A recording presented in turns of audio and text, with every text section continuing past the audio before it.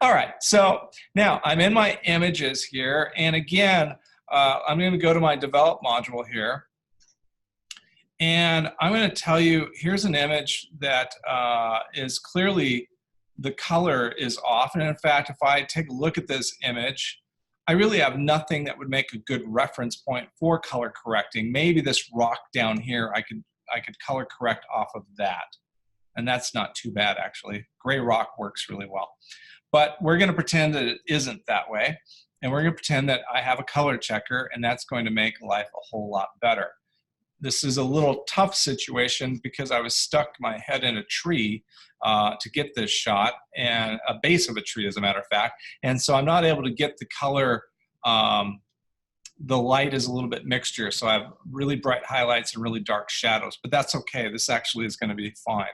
So the first thing I'm going to do is I'm going to use my white balance tool to get an overall neutral color cast. And if I were to look at this right here, you can see that the numbers are 28 red, 31 green, and 54 blue, okay?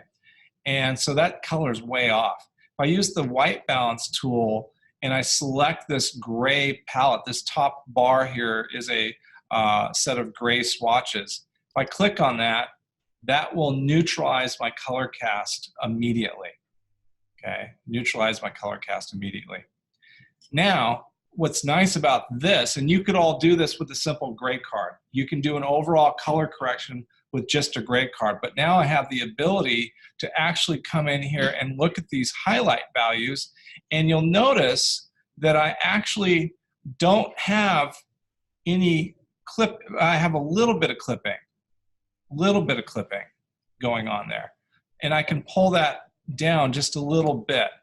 So holding down the option key as I drag the histogram up here allows me to see when I get some clipping.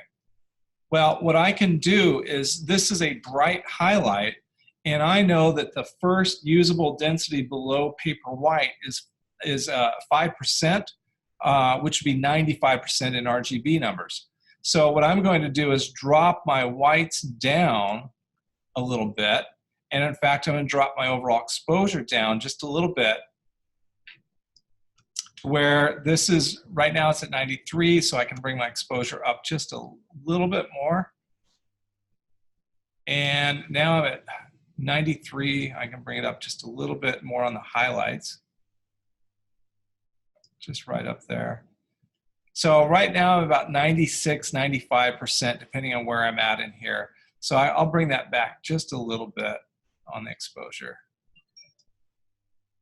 Okay, and I'm going to take a little extra time on this first image to get these numbers right. So that's right, really close. I'll say that's close enough for this. The next one I'm going to take a look at is my middle gray value, which would be closer to a 50%, and my shadows, which are ideally would be about 5% or 95% print density. So what I'm going to do is I'm going to open up my shadows. And now that I'm at roughly 5% right there, okay?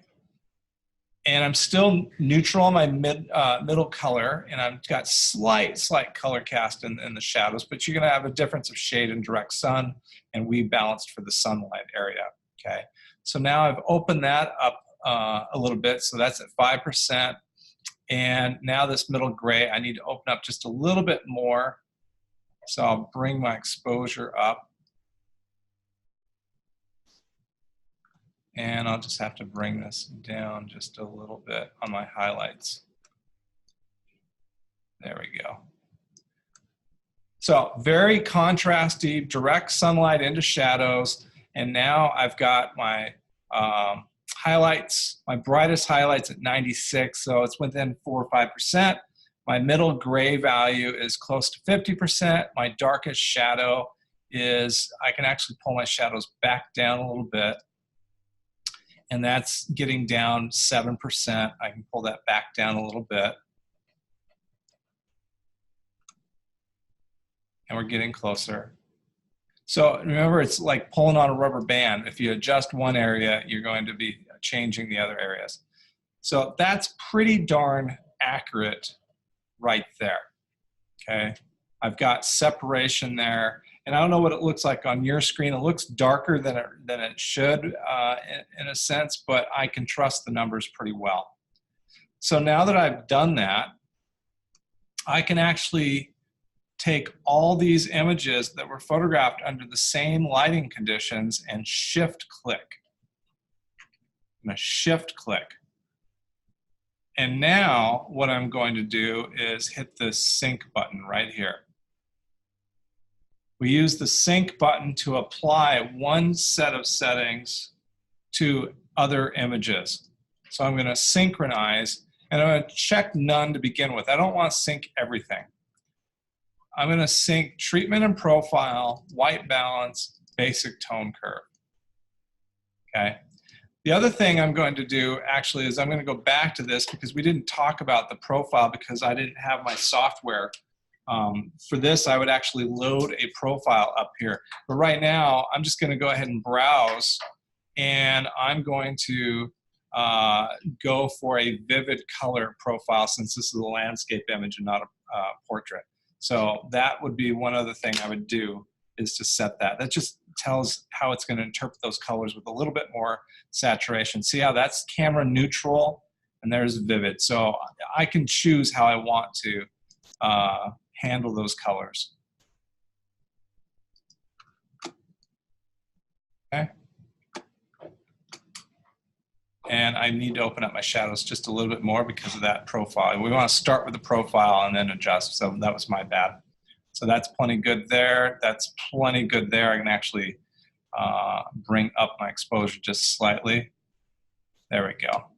That looks pretty nice, actually. That's pretty nice saturated color. So here we're at 94.4%, roughly a 5% dot pattern. Here we're varying around 8%, so I can actually bring the shadows back down a little bit. I'm going to say that's, reasonably close. I'll just pull it down just a little bit. Oh, wrong slider. Yikes. Shadow slider. That's what was going on.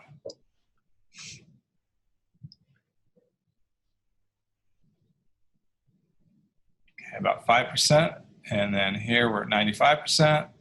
And here we're just above. The middle gray swatch on a gray card actually is a little bit brighter than 50%, so I'm okay with that. All right, so now I'll synchronize all these, check none, and I'm just going to synchronize our treatment, white balance, basic tone. Boom. Okay, let's click off of that. Now, all these images are color corrected with a basic universal tone correction. And I can verify that by looking at something here that should be pretty neutral.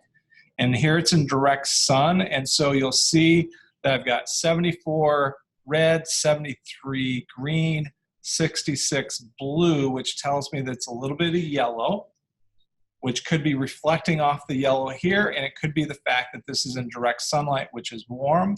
And then if we look at an area down in here, you actually see very neutral gray, 25, 25, 24.4.